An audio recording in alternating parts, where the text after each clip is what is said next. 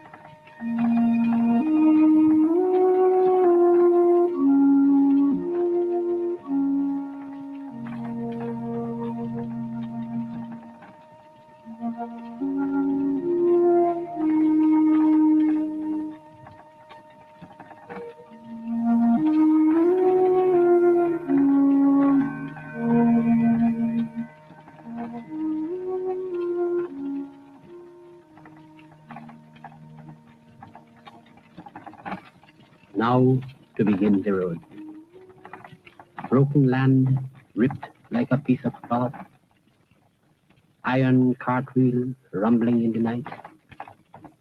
Hidden man consistent in the dark. Sea of day clean washing on the shore.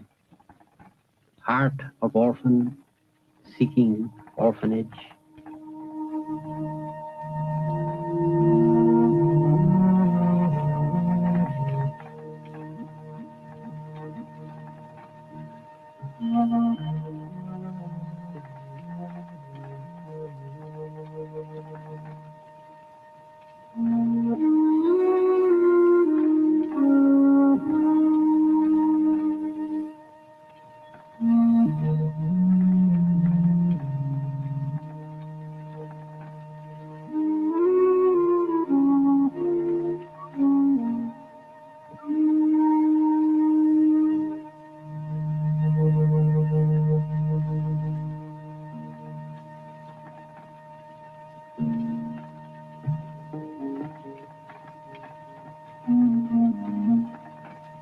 Now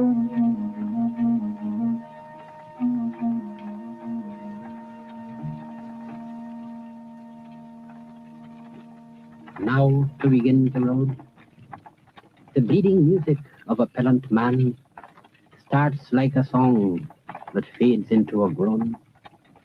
The cupric star will burn as blue as death.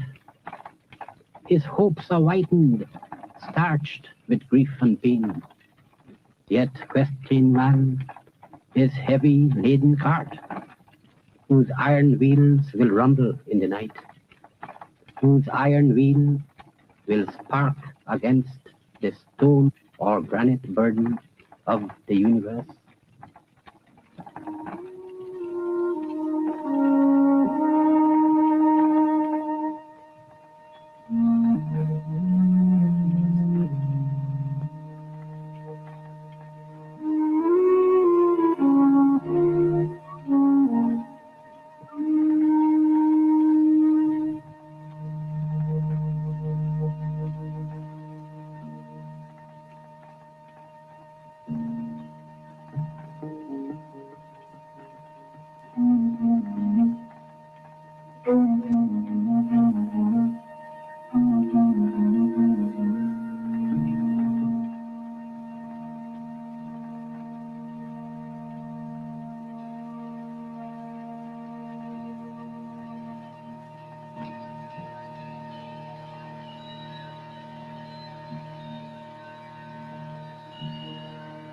Now to begin the road, hidden cartman fumbling for a star, brooding city like a mound of coal, till journey done, till prostrate, coughing hour, with sudden welcome take him to his dream, with sudden farewell send him to his grave.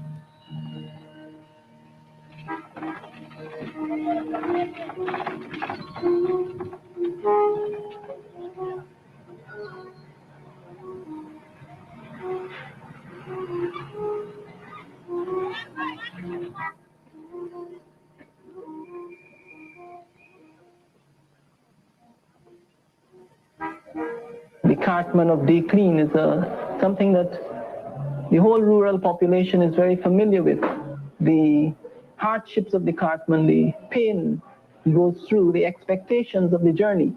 And these poems always had a very striking importance for them. They would readily understand his words and his images and pictures. Because very often there are people on that dray taking greens and ground provisions to the market for sale. The point was that we saw the poet as an artist of a peculiar kind of sensitivity who could make reality clearer to the rest of us. And in fact, what I said there was not a question of theory or theorization. It was what Martin Carter was actually engaged in doing.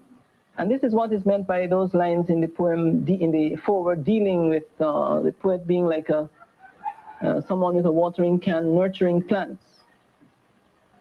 Taking the people's experiences, refining them, giving them back to the people, to strengthen the people, a kind of ideological nourishment, so to speak.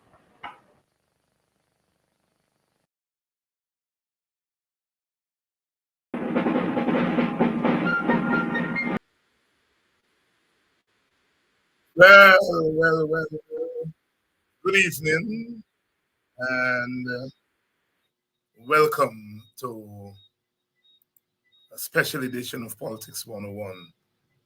Introducing us here tonight, an excerpt from the film The Terror and the Time, edited by Dr. Rupert Roopnarine and Ray Krill, The Cartman of Decline, one of the poems of resistance written by Martin Carter. He reading, or as we would say in Guyana, reciting the poem himself, the voice of Martin Carter, and of course, a UC Guyana putting the poem in context, talking about the UC Guyana. They say it's the last man standing. Last evening we talked about that first cabinet in 1953. Forbes Burnham, Chetty Jagan, Dr. Lachman Singh, J.P. Lachman Singh, Jainarain Singh, Ashton Chase, and the then Sydney King, now AUC Guyana, the first 6 government ministers in that first government under self-rule in 1953. We talked about it last night, and we said that 2 of them were standing, Ashton Chase and Guyana. Well, overnight, Ashton Chase passed away. Our condolences to the family, to our Guyana.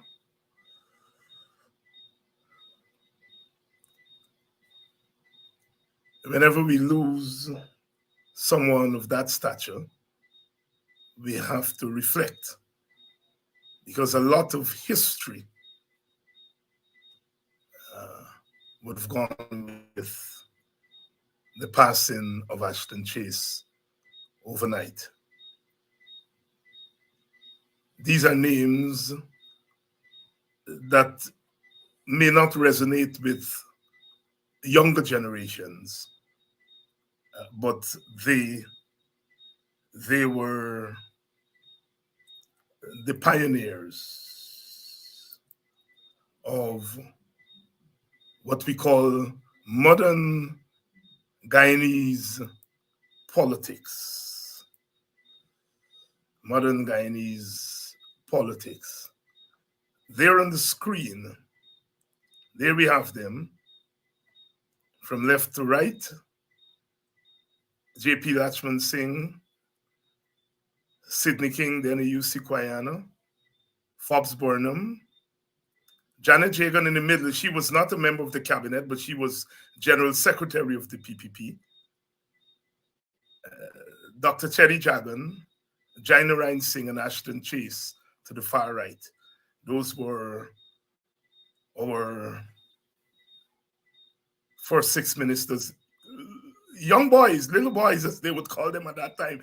J.P. Lachman Singh was much older than the rest of them, but Guyana was 28, Burnham was 30, Mrs. Jagan was 33, Dr. Jagan was 35, Jainarain Singh, I think, was in his late 30s, Ashton Chase was 27. They were young, and they were taking the reins of our first government. Rest in peace, Brother Ashton. Guyana is what it is today because of your contribution and the contribution of others. Welcome to all of you, wherever you're joining us from. Whether you're joining us from Guyana, as I am, on the East Coast, and whether you're joining us from further afield in our beautiful Caribbean, in the United States of America, Canada, whether you're over there in Europe, good night, because you're all far away. It's night there. And I'm not forgetting the people in Paramaribo, as we used to say in the old days. You know, it's a Suriname, I go Paramaribo. And Cayenne, we never say French Guyana. Oh, by Ghana, Cayenne. Right. Those of you who are joining us from French Guyana and Suriname, welcome to Politics 101. A special program tonight. You know, we've been covering IDPADA-G here over the years, because it's been 2-3 years, and we know the struggles, as you all would say, that IDPADA-G has been going through. but they have continued to work. And tonight we're going to be talking about IDPADA-G's strategic plan. Because you all remember last week, or whenever we played that vicious video by Ravi Dev, he was telling his Indian comrades and Hindu comrades in India, you all have to think strategic in order to come and spread your superior culture in Guyana and come and invest in Guyana and make money. Think strategic. Well, IDPADA-G has been thinking strategic, and they have come up with a strategic plan on the way forward. They're not sleeping. They crafted a strategic plan. They went into the fields. They got some experts, meaning people who know how to do that thing good. How to, go in the fields and gather the information. They call it data. And then you come up with a plan. And IDPADA-G came up with a plan. And of course, the government sought to shoot down IDPADA-G. They got a little boy. I don't like call the name because I don't like to be. But I got a little boy, he tell himself he's a big economist, and he can rip apart the plan and say the thing wasn't properly produced. And he had a few things to say about it. So we're not worrying with him because you all know, some of you, as old people used to say, when you go in a rum shop, you don't see the large dep on the own shelf. And then you see the half dep on the old shelf. And then you see the quarter dep on the own shelf. You don't mix up large with half and quarter. So we're not worrying with them. We are taking the opportunity to discuss that plan tonight with you. In the process of discussing our plan, we're going to be answering them, but we're not answering them to score points. That is why IDPADA-G has come here tonight to talk about how we build the plan. So part of what we'll be doing is telling you all about how the plan was built, what they in the plan.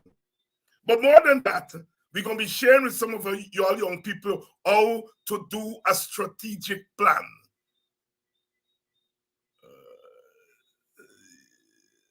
The late Wordsworth McAndrew, he used to introduce this program. We get learning, we got education. And we're doing some learning and we're doing some education always on this program. Because you all know, I always say, I just don't want to teach our people to abuse off and carry on. Sometimes you gotta do that. But I want us to be, as they used to say in the old days, people with class. That even when we saying Paul, we saying Paul with class. We don't say Paul, but you say it with class. Good evening to all of you and welcome to, especially, y'all please share the link. Please, please, please share the link. We don't want to miss this tonight. Let everyone know that we're on. And we're having two guests tonight. Vincent Alexander, you all know him quite well. So he needs no introduction. And we have a new guest tonight, Dr. Theo Gittins. And y'all gonna now know how old I am, because Theo, Dr. Gittins, taught me at UG almost 40 years ago. Almost 40 years ago. He was one of me teaching political science. at UG. Serious banner, you used to laugh too much and so on. So you know your place when you go in the class. Well, you all know that kind of teacher that we produce, And I remember him quite well. And he's gone on and work at United Nations and an international consultant, and now he's giving back to his country. He was the lead person in the team that put together this strategic plan, Dr. Professor Theo Gittins. So let me bring them on and let's get moving with our discussion. Vincent Alexander. Vincent, good evening. Good evening, good evening. And welcome again to Politics 101. And brother, thank you. Professor Dr. Theo Gittins, my old teacher, my old lecturer, as we used to say in those days. Welcome to Politics 101. It's a pleasure to have you on. Thank you very much, David. Good night, and hi to Vincent also.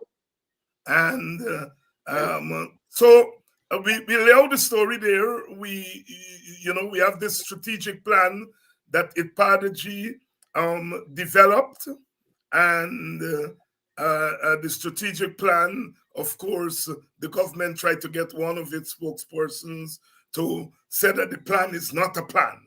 All right. So we are laying out the plan here tonight.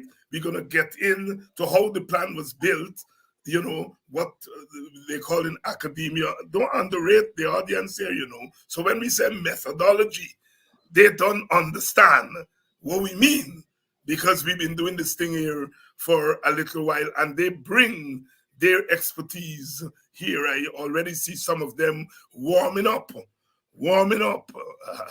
He'd say, I know your age, you're a few years younger than me. Vincent, let's start.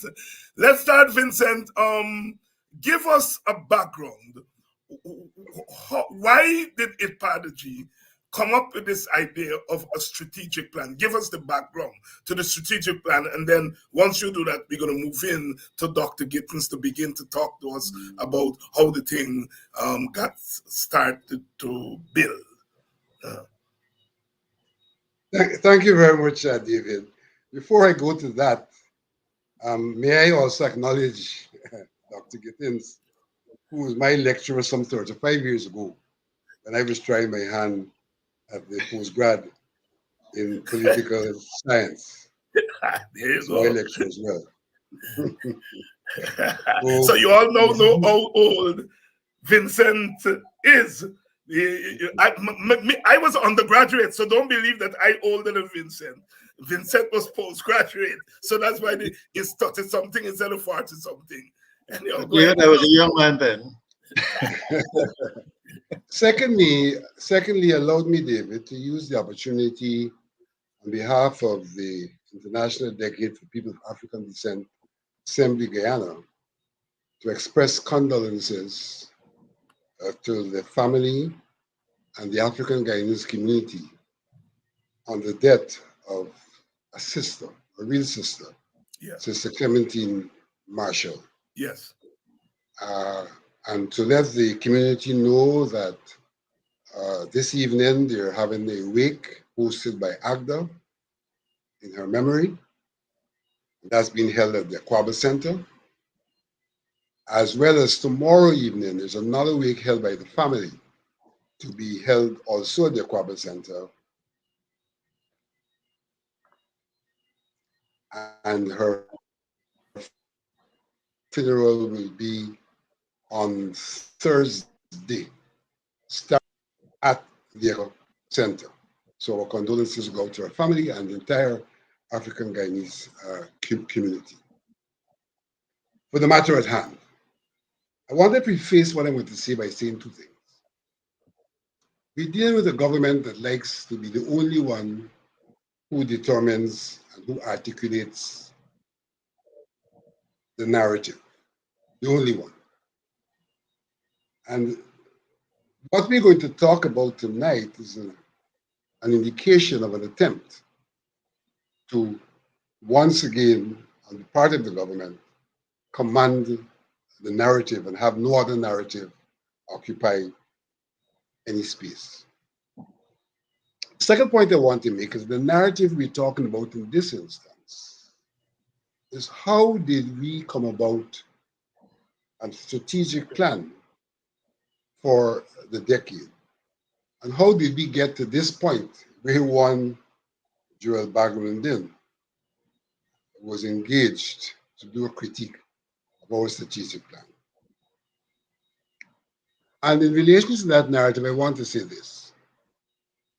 The decade is all about the people of African descent, particularly in the diaspora, and the way in which they have been disadvantaged from their moment of arrival.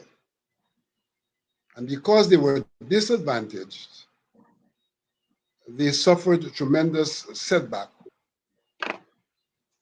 both from the economic, cultural, social, and I dare say political perspective. Setback in a manner that has unequalized them with others. And so the United Nations recognized that with the disadvantaged state that we have been in throughout the period of our arrival to present, that there was need for a decade focusing on equitable measures that will allow for the situation, the plight to be redressed, and that those equitable measures should come under three broad themes: recognition, justice, and development. In other words, the UN was saying that, look, people of African descent have suffered recognition deficits, justice deficits, and development deficits, and therefore are not on equal footing with others. And if they are to be beneficiaries of the largesse of the country, then equitable measures have to be taken to bring them up to speed. That's important to understand because we are faced with a government that puts forward a narrative which says, look, everything is hunky-dory. There's no need for special attention because what we do is beneficial to all. So whilst on one hand, they seem to recognize that the people of African descent plays a significant role in the development of Guyana, they're saying there's no need for special attention. The attention we're giving to Guyanese is good enough for the people of African descent, and therefore their narrative is not about the need for equitable disposition to the people of African descent.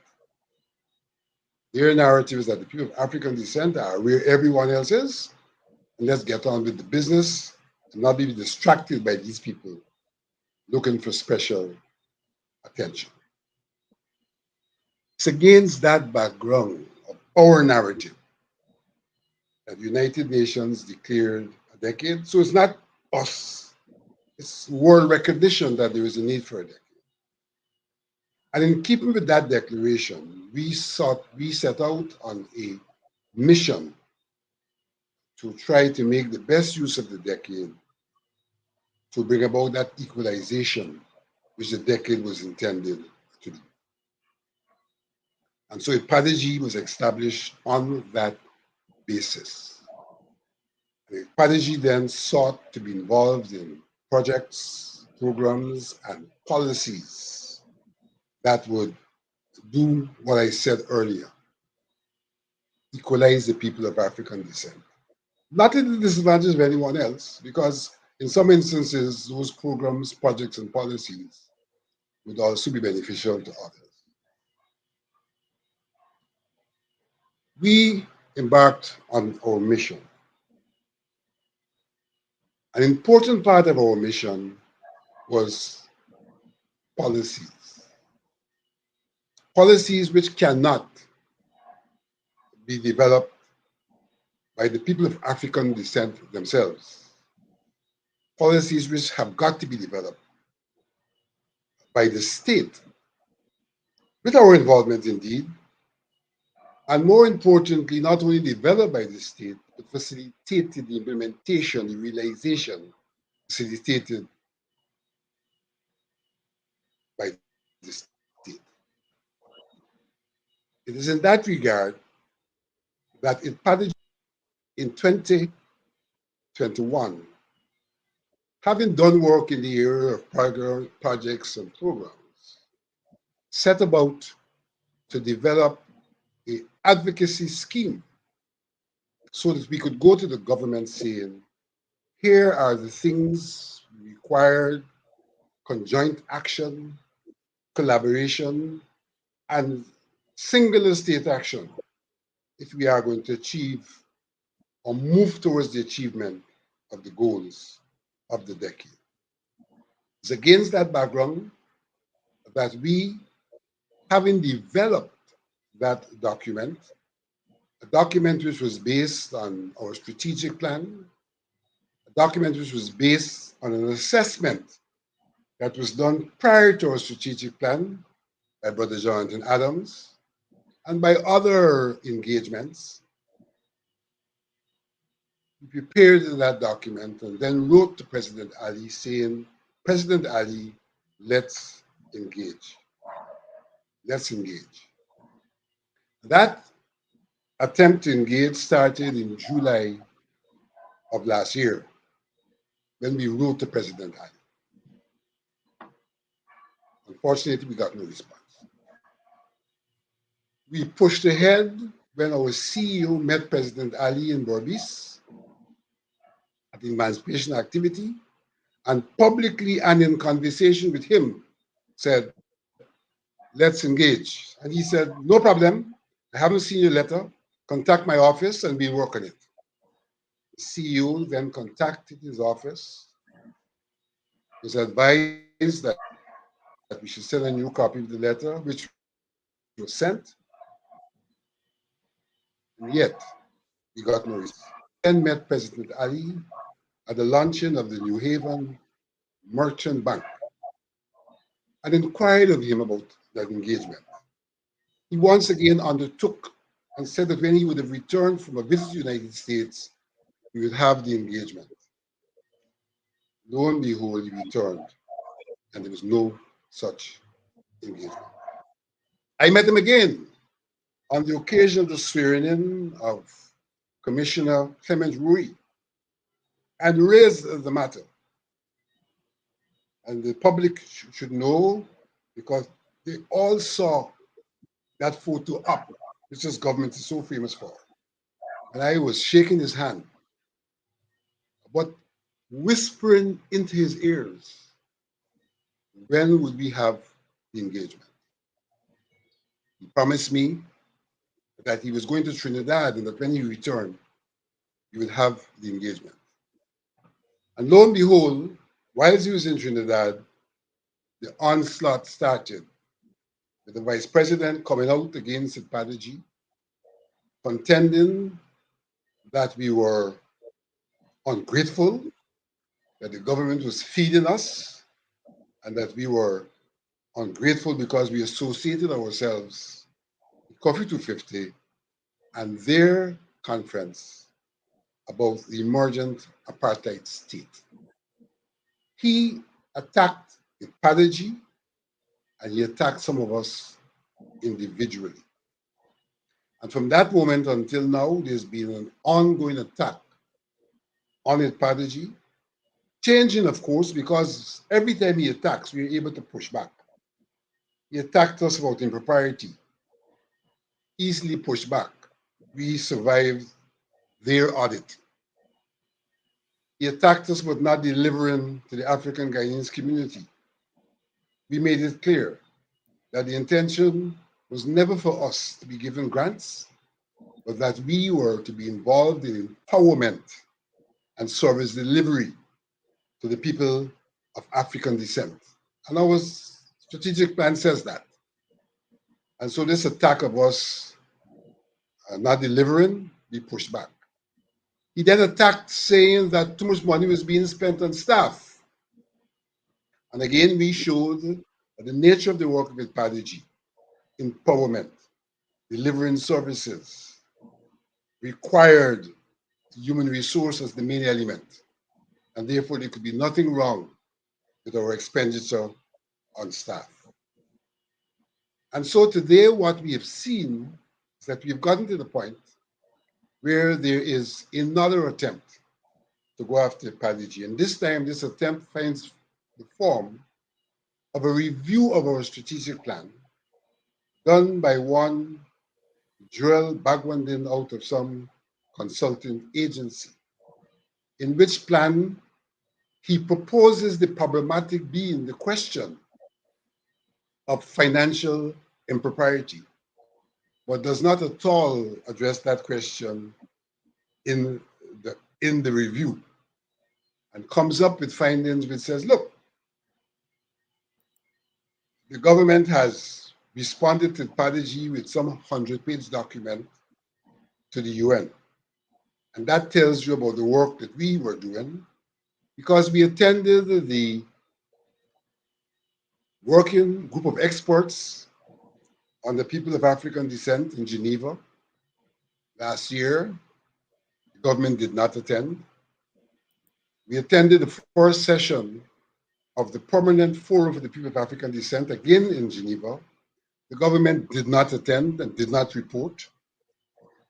And we again attended the second session in New York this year. On that occasion, the government attended, sent Minister Waldron, whose portfolio has nothing to do with IDPADA-G. She is tourism. Probably we are reduced to tourists. And two others, not to report on what they would have done, because the government has a responsibility to report to the UN, but to push back on IDPADA-G. And so we have this plan, this critique now, which is another pushback at a time when we are awaiting the outcome of the hearing that we have had, because IDPADA-G confidently took the government to court, demanding its subvention as an obligatory subvention to IDPADA-G. The judge is probably on the eve of pronouncing on that matter. The matter has been heard. The judge is probably on the eve of pronouncing. And here we have this consultant, so to speak, coming out with the report, attempting to derail IDPADA-G once again. Suffice to say that the consultant is Joel Bagwandin, who anyone who reads the papers would know is a mouthpiece of the government, and who in a recent social media post was unequivocal in saying that he is pro-government. But yet this government finds it fit to ask somebody who's pro-government in a confrontation with IDPADA-G, in an attempt to control the narrative, in an attempt to treat people of African descent in a manner in which they think is befitting. They ask a pro-government person to peruse and critique our strategic plan as the basis for them, once again, pushing back against IDPADA-G. Thank you very much, Brother Vincent, for that introduction, background. I think it's very important as we get into the discussion here tonight. I want to welcome all of you, Ling Avenue, Sophia in the house, and I'm glad that you all are announcing yourself, because you all know the story, and I'm glad that you all announce that you all are here tonight. As we discuss this strategic plan. Brother Theo, let me bring you in now, and let's get going. You were asked to spearhead this, the preparation of this strategic plan. why did you accept? And then once you finish answering that, then you can take us into what went into the early preparation of the plan, what methodology you use, the usual story, the literature review and all of that thing. Over to you, sir. Okay, thank you very much. Good night again, David and Vincent. You asked me, David, why it is that I accepted the charge from IDPADA-G to lead the preparation of the strategic plan. And the answer is simple. This is what I do in my retirement years. I should mention that I had previously prepared the strategic plan for social cohesion. That was done in 2016, 2017. And I had previously worked on those kinds of issues in Guyana, because I do have an interest in addressing and in supporting our efforts and bringing about a certain amount of a reduction, should I say, in the tensions in our society. So I accepted as part of the work that not even work, frankly, because I'm retired, so I consider it to be part of the contribution that I can make to my country and in this case to my people. I am of African descent. Okay, so I hope that answers your question, David, in terms of why I on now to the plan itself. Vincent went into some of this detail, so I just not his background, rather. I will not go into too many details, but just to note that the UN General Assembly declaration that Vincent mentioned, that in fact announced the decade. The declaration had three specific objectives, and I wouldn't go into all the detail, but just to pull out the main points of each of these objectives. The first one is to strengthen national, regional, and international action in relation to the enjoyment of economic, social, cultural, civil, etc. rights to people of African descent. So to strengthen action, national in particular in this case.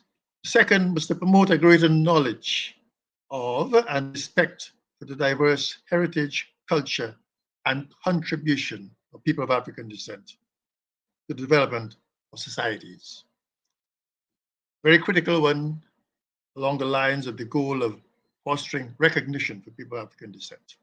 And the third objective was to adopt and strengthen national and regional frameworks, legal and other frameworks, in accordance with other UN processes that came before this, that is the Durban Conference on Elimination of All Forms of Racial Discrimination, and the declaration coming out of Durban, South Africa.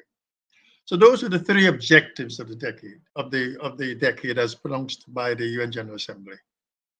And those are what, in fact, we embraced in conceptualizing and indeed developing this strategic plan. Now, a bit of the process, because I think, as you said before, you would like to make this into training activity, these sessions into training activities. And so let me spend a little time on the process itself. As I mentioned, I was approached to lead a team, and the team consisted of three persons: myself, Hubert Robertson, and Brother Kane Levi. The team was engaged to prepare the plan. And this process began in the first quarter of 2019. The process took us into the end of 2019.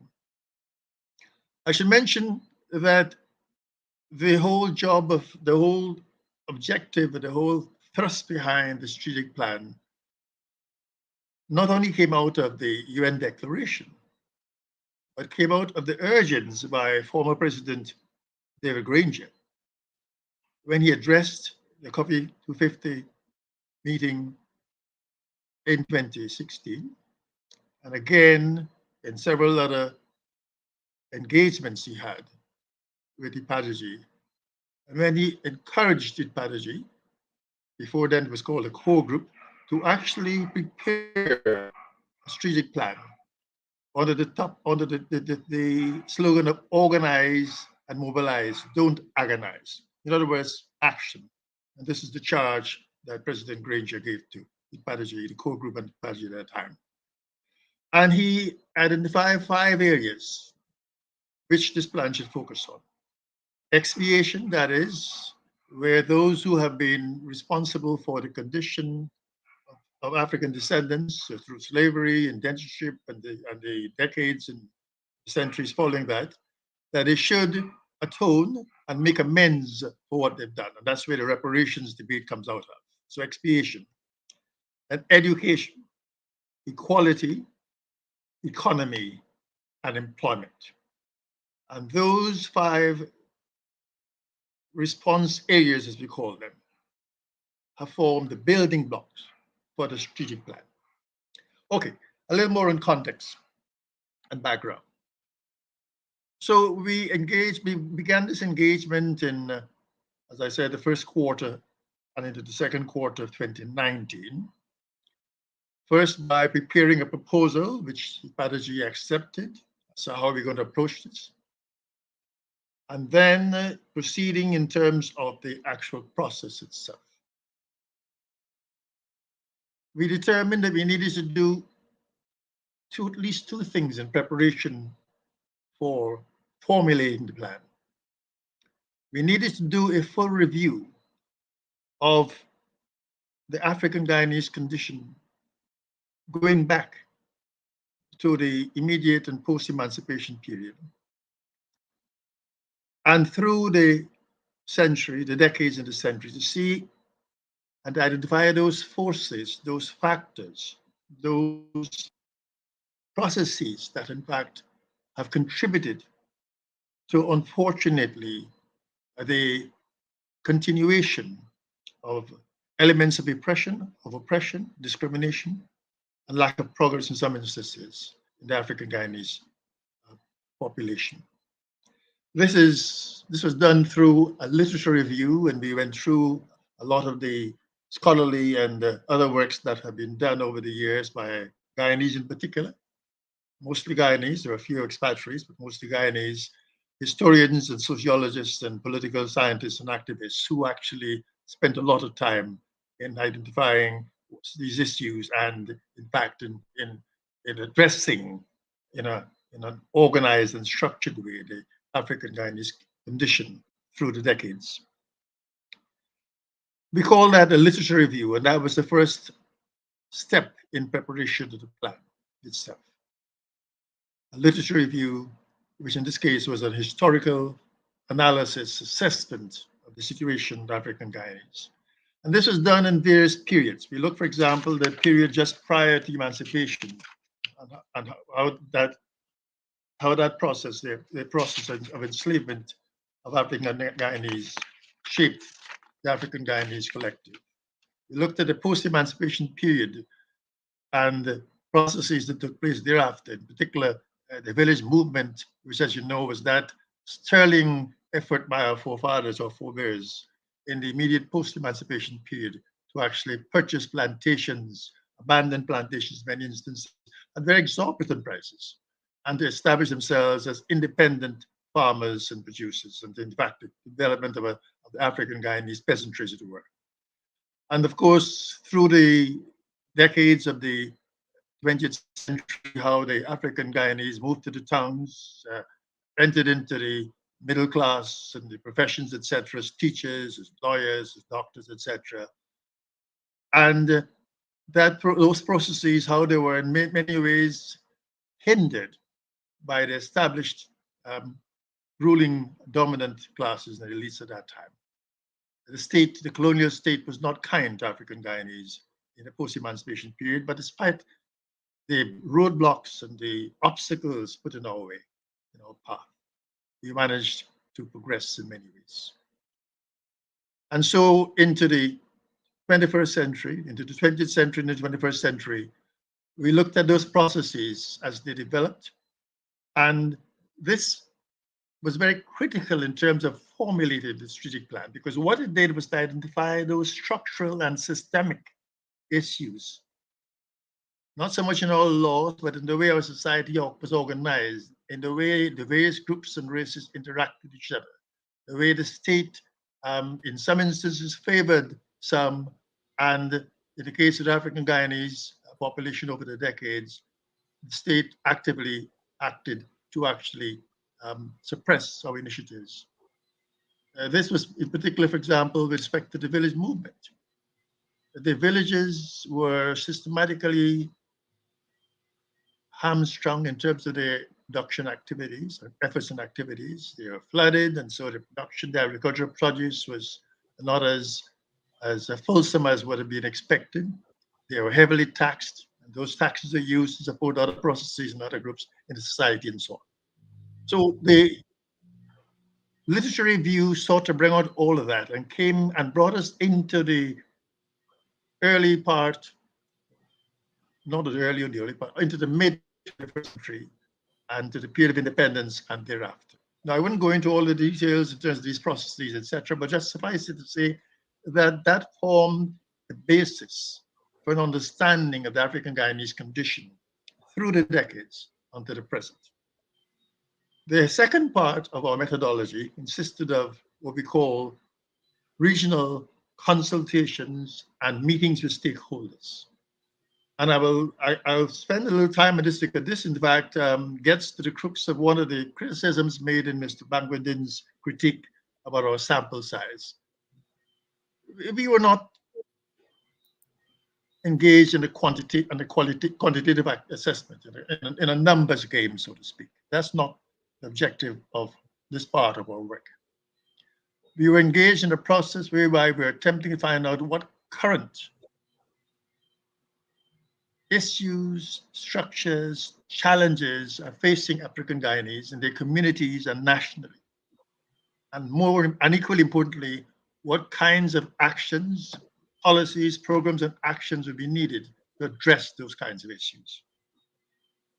So the regional consultations, as we call them, were carried out in 6 of our 10 regions, regions 2, 3, 4, 5, 6, 7, and 10, with the intention of meeting the communities, putting to them a series of questions that sought to elicit responses on how they were feeling, as the expression goes, how they were feeling development in Guyana, what they saw as the obstacles that they were encountering at various levels, what they saw as some of the serious systemic and structural challenges they were facing, how they saw in the case of the economic area, how they saw the banking system, the issues of land and land tenure, and the issues of management of the country, how they saw those as impacting their condition. Contrary to what Mr. Bagwandin seems to be saying, we were not talking here about how the state was discriminating against African Guyanese. That was not the intention of this particular activity.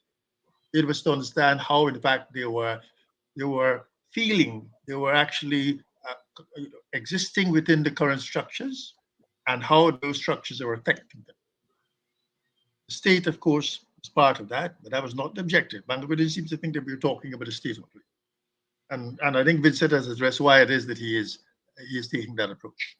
So that was the second leg in preparing the plan, as it were, doing these consultations. And then not only the regions and the various communities, I could give an example of some of the communities. We were, for example, in the Berbice area, we were Lighttown and New Amsterdam, and in the east, in the West Berbice, we were in Hopetown. In the East Coast, we were in BV and Buxton and so on. And we were, of course, in Georgetown. On the East Bank, we went to Mocha. We were further up the East Bank in other communities. Across to the West Coast, West Bank, we were in the West Dem area, Leonora and so on. We were on the Essequibo Coast. And then we were, of course, in Linden, but Kokoni, Ituni. So we spread across the country where there were large concentrations of African Guyanese. We did not go to some regions for a number of reasons, but a lot had to do with the with the fact that we were trying to capture African Guyanese responses and concerns, etc., in the areas, in the regions where their populations were more concentrated. So, for example, we did not do region 9, and so on, and region 1 and 7 and 8. Okay, so those were the two planks upon which the plan was developed. Having done the consultations, we then had to collate these responses. Collate meaning to put them into a format whereby we can come to conclusions based on what we saw coming out of those consultations. And that collation is fulsomely expressed in the plan itself, in the appendices, in the annexes to the plan. And those of you who have access to the plan can go and look at that. I wouldn't take too much time at this point in time to deal with that.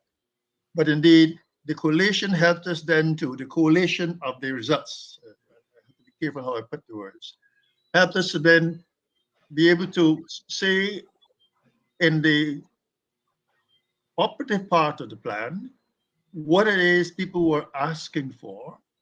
First of all, how they were experiencing their condition, what they were asking for, and specifically what kinds of policies, programs, and actions they felt would address their condition. And so we come now to the next part of the plan, which was actually the operational part, as we call it, and that is the elaboration of the what we call the strategic objectives and the outcomes and outputs and activities of the plan.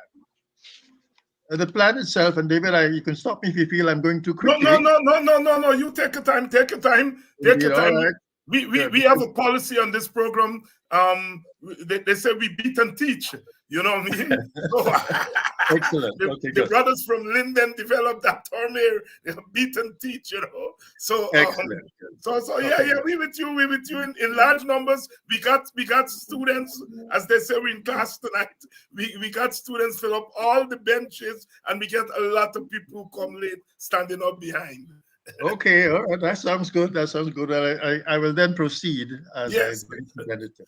Okay, so having done the background literature review and then the consultations, literature to establish historical trends and processes and to bring us up to the current period in terms of the factors that have affected and continue to affect African Guyanese population, and then the consultations, which were then used to update us in terms of how people were experiencing the current situation. And again, we used the 5, as you call them, E's, the 5 E's, and I go through them again, the 5 E's meaning economy, education, employment, expiation, meaning atonement, etc., and then equity and equality. The 5 E's that had been proposed by President Granger, we used them in terms of organizing the work of the consultations, and that was used also to organize the presentation of the strategic objectives and the outcomes, etc., of the strategic plan. So, based on what we learned in the field, we constructed the objectives, strategic objectives. And as you can well understand, the strategic objectives are intended to address, as it were, the situation that we find and to bring about the change that people were asking for, the change that was needed. So we have, for the plan, there are 6 strategic objectives based on the 5 response areas that President Granger proposed: economy, employment, education, equity, and expiation or apology, etc. And there's a 6th one. I'll come to the 6th one in a moment. Based on that, we then constructed the strategic objectives of the plan. And these were presented early in the document, and those who have the document can see them rather. Again, I will not go through them in any particular detail because they are rather, long and fairly comprehensive, and perhaps complex in some ways, and perhaps too much so for a presentation of this nature. So I'll just sort of summarize the objectives in a few words, so to speak. The first one, in terms of the economy, was to promote economic advancement and empowerment of the African Guyanese collective. And this would be achieved through improving business skills, training in entrepreneurship, access to invest in capital, capital accumulation, creation of assets, etc., etc. Those are and in fact, engaging in business and other activities. That was the crux of that objective that spoke to the economy. In short, to uplift the condition of African Guyanese as far as the economy is concerned. Crucial, to say the least, because as we all know, and this is not being Marxist, David, but I think we need to ensure that the material conditions for existence are secured, or else we will not survive. So the economy is critical in that respect. As I said, this is all outlined in the plan itself, and of course the question of poverty reduction, because of course we know that based on other studies, statistical studies, Thomas has done a lot of work in this area.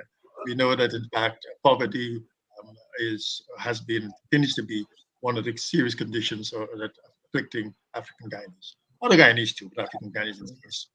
The second objective dealt with employment, and in a few words, it sought to create sustainable jobs and employment opportunities for African Guyanese, then enhance skills, employability skills through education and training, and to increase access to tertiary education, professional education, and the professions, and to inculcate appropriate attitudes and behaviors, etc. Now, these elements came out, as I said, of the regional consultations. When you ask people, what do you see as needed to increase and improve the employment conditions of African Guyanese? In many instances, skills training came up. In many instances, access to tertiary education, access to professional education, and entrance into professions, etc., as a means of building as it were, the professional and employability capacity of African Guyanese. So that's what that second objective spoke to. The third objective on education, and again, in summary, it sought to rebuild the capacity of African Guyanese, learning and self-improvement through education.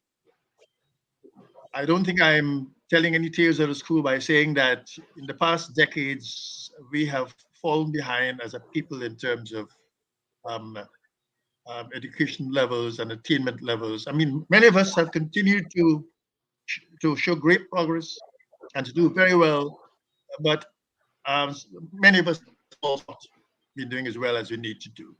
Mm-hmm. And a lot of this has to do with some would consider the falling educational standards that have happened in the last few decades, etc. Despite the fact that we've had improved access to education institutions in many ways, the fact is that standards have fallen.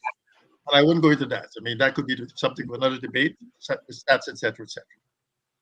So it was the objective there was to, as we call it, to rebuild, because let's not forget, at the turn of the 20th century, the 1900s and into the 2000s, certainly in the 1900s, the leading professionals, teachers and the lawyers and doctors and others, especially in the late 1800s, came out of the African Guyanese population. Those who who moved and formed what they call the middle class, the teachers, those are the ones who educated everyone. The teachers, the African Guyanese teachers were the backbone. And David, you know this very well. Brother Guyana has been talking about this for decades in terms of the role of the African Guyanese teacher. And we all had that African Guyanese teacher at primary school level, of course, except those who are not as advanced in age as we are. And I put it delicately. So the objective was to rebuild that capacity through training, education, training, through access to opportunities and education opportunities, to access to professional training, etc., etc., etc. And I should mention that because, as you know, during the Burnham years, education was made free, nursery to university. In the period of the ERP and thereafter, education came at a cost, and many were able to afford it. And so, in a sense, there was that systemic, if not structural, impediment, because those who were the poorest in society, and many of whom came from the African Guyanese population, were not able to afford. And of course, the issues of school feeding and all those things, we know the syndrome. But the fact is that there was a tremendous, as it were, um, tremendous onslaught on the African Guyanese population in the past few decades. So the objective there was to rebuild that capacity for education and learning, etc. Moving on, the next objective dealt with the issue of equity and inequity. And here we talk about reducing systemic and structural inequalities in access to opportunities, goods and services, socioeconomic opportunities, goods and services. To address and remove inequities and inequalities in access to justice. Very critical. We know, for example, that the bulk of those who are incarcerated, who are in prisons, unfortunately, tend to come from disproportionately from the African Guyanese population. And there are many reasons for that, but a lot has to do with the way they are treated by the justice system. Yes, you commit a crime, fine, but also the way you are treated by the justice system. And again, not going into the details, but frankly, when these issues were posed to the consultations, people felt that the justice system was not operating in an even-handed fashion. This is people's perception, and clearly perception based on their experiences, the way they experience the justice system. So that was a critical area in terms of inequality. Again, the issue of racial profiling and stereotyping of African Guyanese and promoting equity and expression of religion, etc. These are all elements that came into that particular objective of reducing systemic and structural inequalities in the society. And this is one of the critical elements or objectives of the strategic plan. The fifth one, in terms of the E's, was the one called dealing with what we call expiation. I think I explained what expiation means, but essentially the objective spoke about supporting the demands of by African Guyanese, the Caribbean and Latin American diaspora, and independent nations of Africa for an apology and reparations for injustices and deprivations of slavery. Apology and reparations for the injustices of slavery, of transatlantic slavery. And that the former colonial powers and others who are responsible for that enslavement and for that dispossession should make apologies and also should take steps to attempt to redress through current actions the condition, the current day or present day, I should say, condition of people of African descent, not only in Guyana, but especially in the diaspora, etc. And so the expiation part of the strategic plan spoke to those actions, etc., that needed to happen. Talk, for example, of building on the reparations program here in Guyana. It talked about how it is that we're going to address those who are responsible for the situation, for this condition, etc. And it also spoke about healing from cross-generational impacts of centuries of oppression and psychological oppression and deformation. So those are the 5 E's, as it were, the 5 what we call the operational responses based on the literature review and also what came out of the regional consultations and the interviews and meetings, etc., with stakeholders. And as I mentioned before, in many instances, in all instances, frankly, the kinds of programs, etc., that were inserted in the strategic plan came from those meetings, etc. They said what they thought is needed to address the situation. As we said in the plan, this is not coming out of the imagination and out of the wishes of those who are drafting the plan. This came out of the responses we got in those regional consultations and in those meetings, etc. And the 6th strategic objective of the plan, and this is where Vincent and his organization comes in, was to promote capacity building in Afrocentric organizations in these 5 areas. Capacity building in these 5 areas.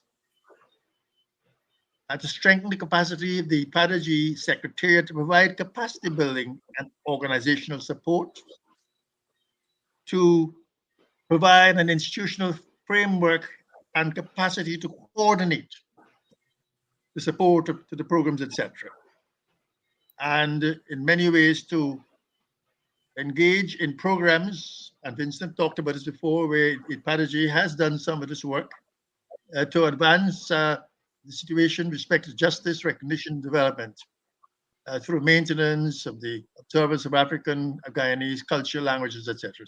So that 6 strategic objectives spoke to capacity building and how we're going to organize ourselves, implement the plan.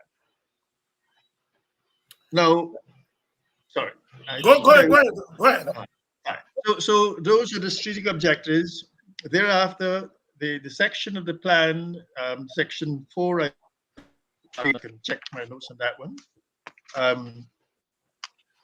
Sorry, section 5, part 2, outlined the various objectives and the outcomes and the outputs and the activities that we needed to undertake and to achieve the objectives, etc. And then we spoke about implementation, management implementation, and evaluation arrangements. Any plan, and this is again part of the teaching, any strategic plan, it needs to have a mechanism, or not a mechanism, but needs to have a structure for managing its implementation. In this case, we talked about the management arrangements. This is where IDPADA-G and others came in. We talked about the implementation arrangements. This is how we actually undertake the activities themselves, and then have to evaluate the plan. See whether you're on track, whether you're achieving your objectives, whether you need to make corrections or adjustments, etc., etc. So that, in a nutshell, I'm sure I have not done full justice to the plan itself, and there's a lot more I can say and go into, and perhaps, David, your questions may bring that out. But in a nutshell, that's what the plan is all about, and in terms of background to the plan, etc. Now, should I go into some of the issues raised by Mr. Bagwin, or you want me to pause at this point? No, go right into some of the issues raised by him. Okay, all right. And it'll be simple now that I've gone through the plan itself. Right. Mr. Bagwin, and here I'm going to focus on the methodology, on the methodological critique that he offered in his critique. Vincent has already, I think, admirably gone through a lot of the activities that IDPADA-G sought to engage in, and a lot of the approaches they made to the government over the last year or two, and the kind of pushback that IDPADA-G has received. And so I will not go into that part in any great detail. But Mr. Bagwin then made some comments about the methodology used in preparing the plan. His first comment was on sample size. Now, I was at pains to point out in my discussion of the methodology that we used that this was not a sample survey. It was based on 2 processes. One, the literature review, sought to identify trends and processes and structures and processes that impacted and continue to impact on African Guyanese, impacted over the decades before and since emancipation, and continue to impact on African Guyanese, and are largely responsible for where we are at the moment. We've also in the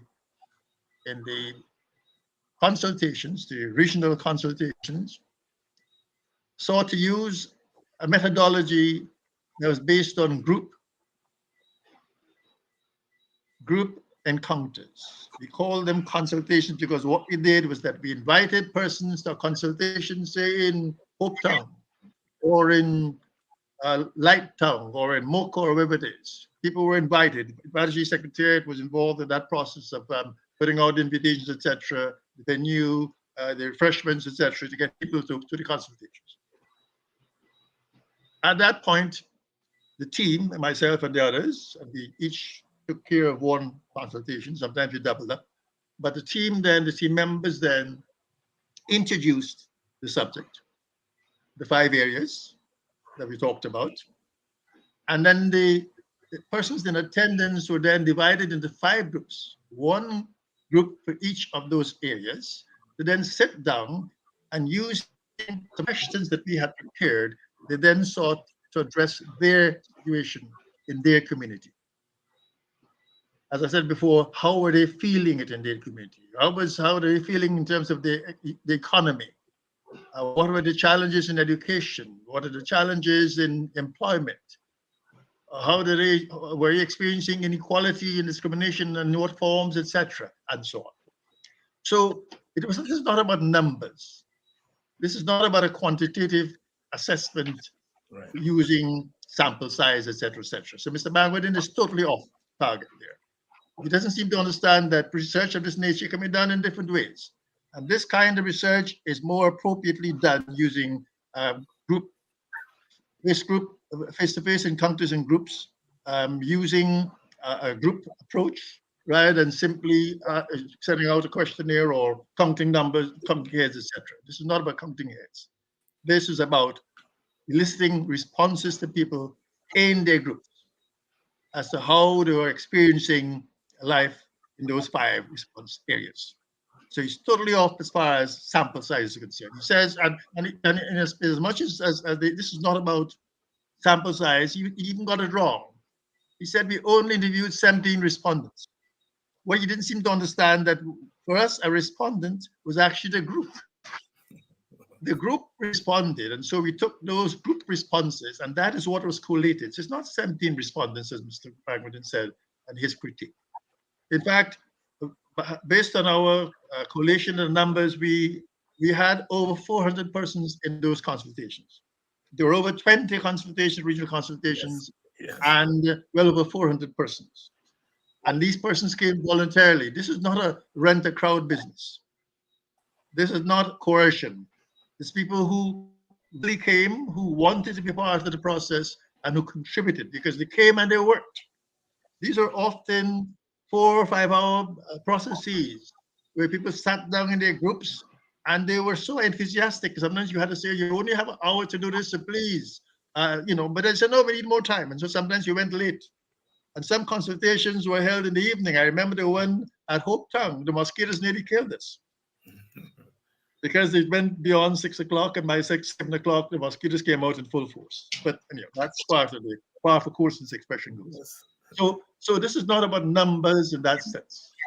It was about meeting people in the communities. It was in meeting people in their groups and in where they lived and how they experienced what they're going through and what the responses were to those experiences and what they wanted to tell us that they needed done to address their situation. That was the methodology we used, not sample size. So Bangwadin was totally off. Plus, he got it wrong in terms of the numbers he quoted. All right. Then he says no hypotheses were tested. Again, this is not about a positive research where you use that methodology, hypotheses and so on, where you go out and field test and all that kind of stuff. That's not the methodology we used. If Mr. Bangwadin had taken time to read the section of the strategic plan in the introduction that goes to somebody, page 3, that goes into the methodologies there for all to see. 5 pages dealing with methodology. If he had really read the plan, he would have seen that we did not use numbers in this process. That's not how we approach this. We use people's insights, their responses, their understanding of their situation, their responses to what they're experiencing, and their suggestions as to how the condition on the various 5 areas could be addressed. Okay, so that's the one. Then in terms of, and here I have to use the word hatchet job. As I've explained, we used 5 response areas: economy, education, employment, equity, equality, and expiation. In his critique, Bangwadin focused on 3. He says all we did, we focused on economy, equality, and employment. Forgot the other 2. And indeed, he mentioned nothing about the historical analysis we did, the literature review. That is totally absent from his critique. And of course, the literature review, as I've explained, was a very critical part, a very important part, building block for the strategic plan. So again, he was very selective in what he chose to reflect in his critique. And that way he misrepresented. There's not only 3 areas he focused on, he focused on 5 areas. We also focused, based on the consultations, you know, we collected a lot of data in terms of people's responses. And so in terms of the thematic areas or focus areas, he said there were 3, there were 5. And then he did a selective recounting of the findings in those areas. I mean, again, I don't want to take too much time on this because, again, people can read it for themselves. But for example, first of all, he says that in the area of economy, we were focusing on discrimination by the state in their water contracts. That's not the only, in fact, we weren't even talking about that. That's not what we're focusing on. But he chose to use that because that suits his political objective. Right. Saying that this strategic plan was an attempt to bash the government in the head about the water contracts. And he went in detail to what Mr.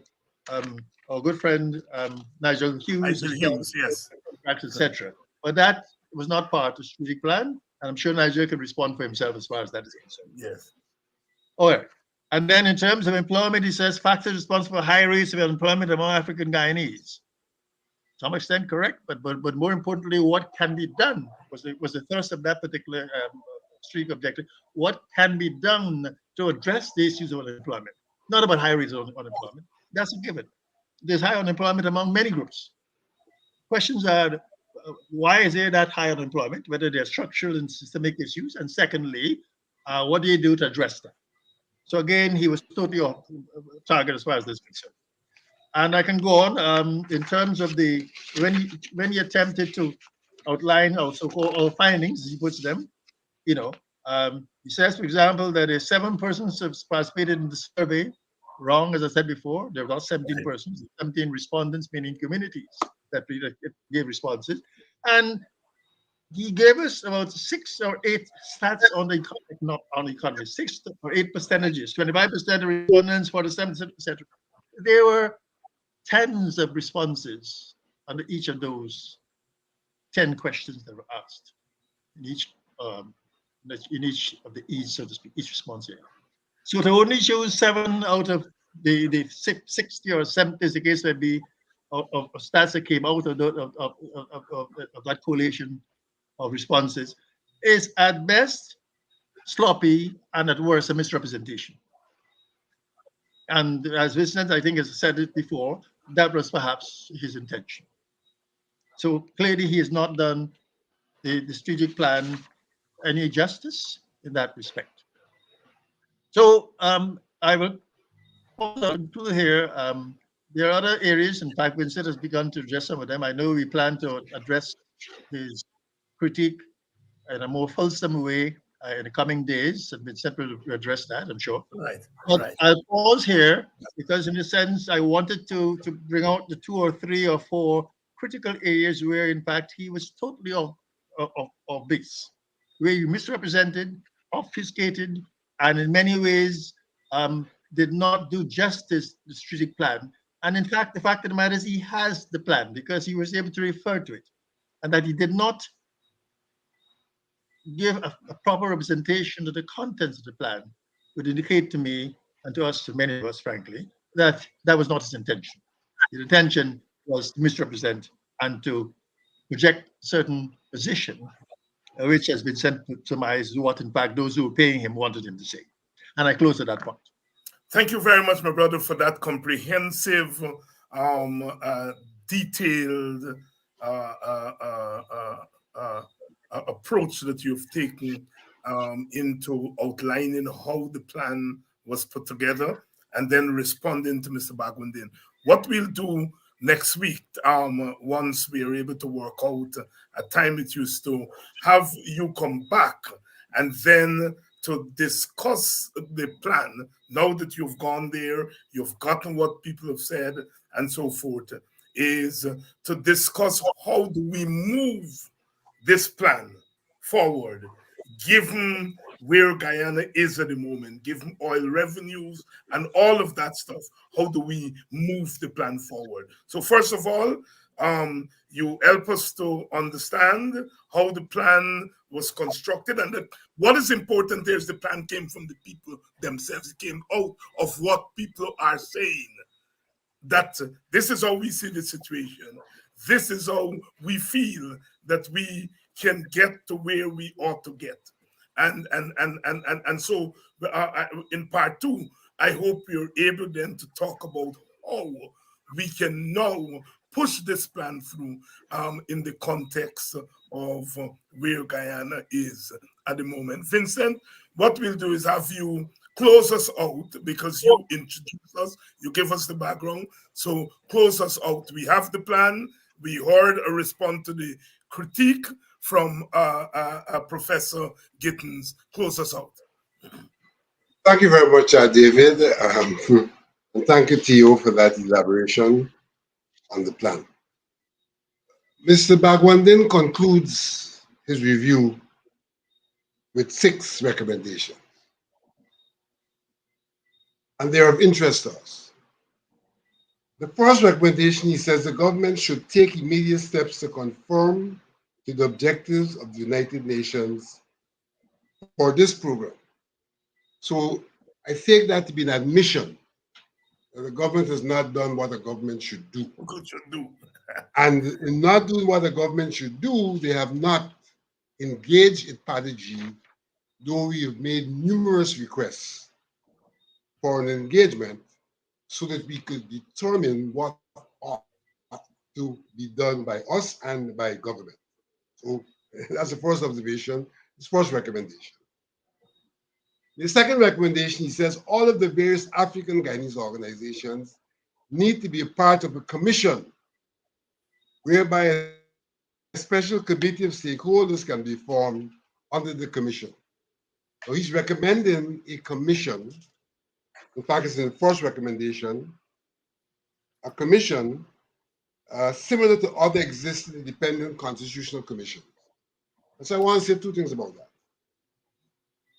Bagwandin ignores the fact that IDPADA-G is made up of 65 plus organizations of the people of African descent, and that IDPADA-G provides for any organization of the people of African descent to come forward.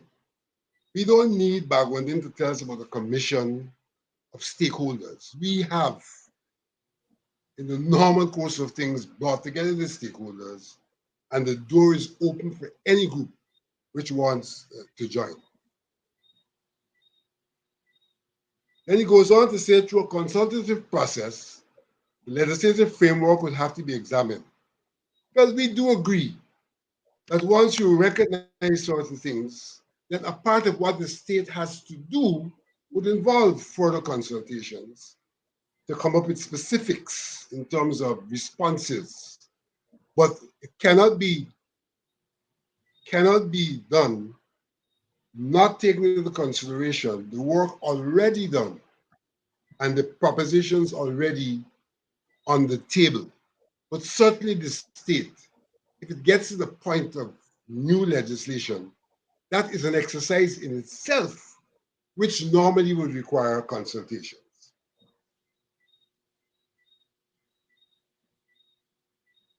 Then he talks about the commission again. And as I said, what commission he's talking about in the circumstance where IDPADA-G has already put together the group of African Guyanese organizations. Then goes on to remain an important organization. He completely ignores the fact that IDPADA-G is not merely an organization. IDPADA-G is an umbrella that brings together organizations. And so we can be one of those whom we are bringing together. So he seems not to understand what is it we're talking about. And then he concludes by saying, although the International Decade Program expires in less than 2 years, because Guyana has not made any substantive progress, and thank him for recognizing that. Given the diversion as contended in this review, well, I don't know what diversion he's talking about. The only diversion we've had is the government not engaging to take the process forward, the government not reporting to the UN as required. When we discuss the plan further, we'll see. But the government of Guyana did not take this process serious, did not attend the first working group session in Geneva, did not attend the first permanent forum in Geneva, but attended the second permanent forum after they recognized that the party was engaging, and those engagements Vice President Jagdeo described as sneaking out of the country to go to public forum. That's how we described it. But they followed us on our sneak on the third occasion to go and to try to defend what they had not been doing. And therefore, yes, David, we'll come back to look at the content Yes. of the plan itself and the attempt of criticizing the content of the plan. But certainly, IDPADA-G has set out on a course to do what is required of us by the United Nations. By The the problem we're United faced Nations. with is that the narrative about the people of African descent that the government is not the narrative that follows on from the United Nations goals. They seem not to understand the inequity that informs the need for equitable solutions. And not only do they have the wrong narrative, but obviously if you have the wrong narrative, you have the wrong approach. They have not at all approached this question and seem to have thought that giving IDPADA-G $100 million would solve the problem through handouts to organizations, when in fact, a lot that has to be addressed are institutional issues, legal issues, and actual state projects to bring about the equity which we're talking about. Right. And so when we come back next week, the 5 objectives there, the 5 headings plus the one from IDPADA-G on capacity building, we're going to open up those for a wider discussion and put them in context. So that's where we're going to jump off from. I know I said Vincent is going to have the last say, but I'll give you the last say to say anything that you wanted to say that you didn't get a chance to, or something you might have forgotten to say as you were going through your presentation. Okay, the only thing that I would want to add, and I think is understood, but just to say that even after we prepared the plan, we had a process of consultations with the IDPADA-G, with the generalist, the CCM, the coordinating mechanism, and with the AGM. Presented the plan, had critiques and comments made on the plan, and on that basis, we finalized the process. So we continued that engagement with the stakeholders. I should also mention that we met a lot of government ministries and agencies on the policy issues. The people were asking for the policy changes, the policy approaches that people were asking for. And that was an attempt to validate what we heard in the field. It is in terms of what the government could and could not do or was prepared to do. And that was a very important part of it also. So, sorry, Mr. Bagwin, this is all done. And I'll stop at this point in time. And thank you again, David, for having me. I look forward to continuing this on the next occasion. I think you said next week. Yes, next week. The details of the plan. Yes, I will. The sister who pulled this all together, she will coordinate with you and get the best day and let me know, and then we'll move to the second part of the discussion. Thank you all very much. Thank you, Theo Gittins. Thank you, Vincent Alexander, as usual, for coming through for us. And thank you, our audience, for staying the distance. What 1 hour and 33 minutes. And, so stay in the distance. And obviously by your comments is something that you're engaged in. And so next week, when we come back, we're going to have that robust discussion that you all are intimating that we need. We already have the 5 objectives coming out of the consultation, and then the one about capacity building that was added by IDPADA-G. And so next week, tomorrow night, we'll continue our coverage. I know you all are asking for that Ravi Dev thing. Those of you who missed it last week. Tell you what, I'm going to have a panel tomorrow night, and we're going to go into Mr. Ravi Dev's invitation of his superior culture, his superior race, to come to Guyana to make money and to spread their culture. We catch him, and by popular request, you all are asking for us to come back and deal with it. Good night, and see you all tomorrow night when we are going to get in to Mr. Ravi Dev and his secret plan, well, not so secret plan, for his superior race and religion coming to make money in Guyana and to spread their superior culture.